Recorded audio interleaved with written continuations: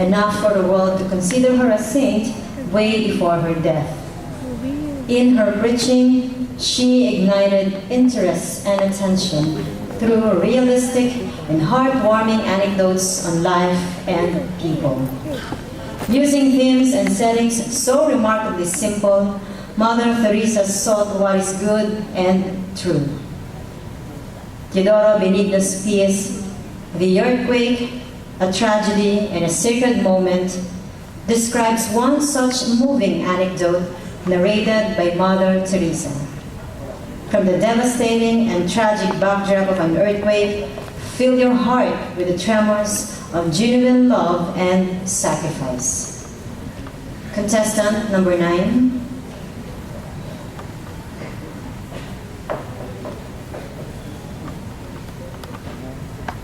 The Earthquake, a Tragedy and a Sacred Moment, by Teodoro Benigno.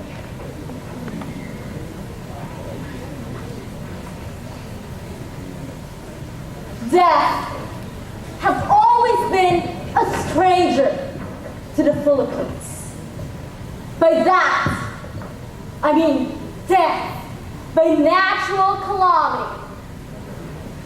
Disaster has always been with us. Death by revolution, rebellion. Death by plague and epidemic. Death by war. But death at the hands of an angry nature rolling up with an ugly, convulsive shudder from the place of the earth has the effect of telling all of us that we are simply transit passengers on God's earth. And so it was. At the precise time of 4:26 p.m., July 16th, 1990, when the earthquake started. The ground under our feet shook as though an exorcist had taken over, shaking the tables, desks, lamps, furniture, and vases.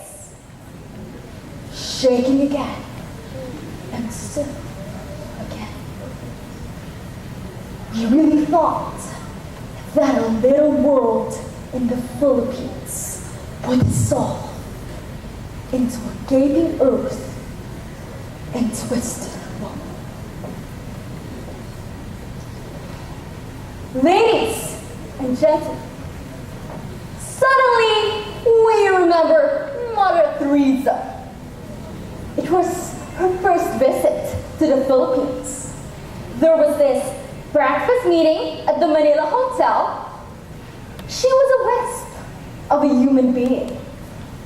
This Mother Teresa stood as though she always had a broomstick in her hand to sweep the floor. Kind, gentle eyes, and a voice that always seemed to come from a village chapel. She had stories to tell about human sufferings, about natural disasters.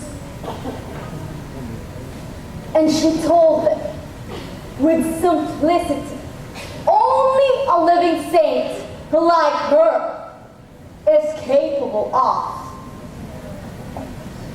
There's a story she told about a mother and her baby. Yes, it was about an earthquake where the devastation was so great that Mother Teresa spent days and weeks with both the dead and the undead. The mother and her suckling child had been rescued 7 days after the tremor, only because the baby's cries were able to pierce through so many layers of crumbling brick wall. How was it possible still alive. How could a sucking infant survive when the mother's breasts had long dried up? Where did the baby get his strength to cry? The mother explained that all she could do was to pray with her baby cradled in her arms, sucking at her fingers.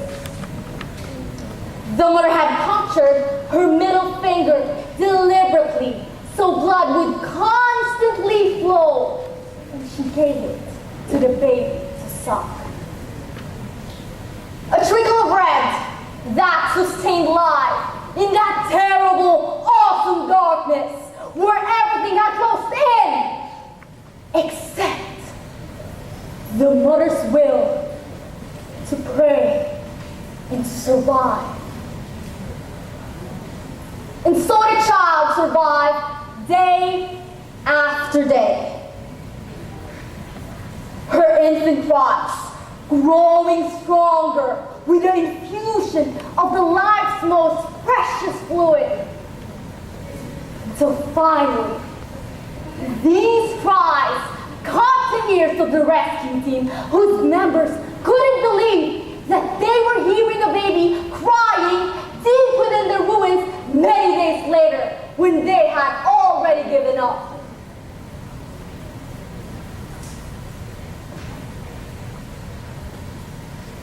Ladies and gentlemen, when Mother Teresa related that story, many of us were in tears, for her voice held us enthralled, as well as her stooped figure. Her eyes sweeping us like the beam of the lighthouse. We have no doubt whatsoever that here we were in the presence of an enchanted creature of God. Thank you.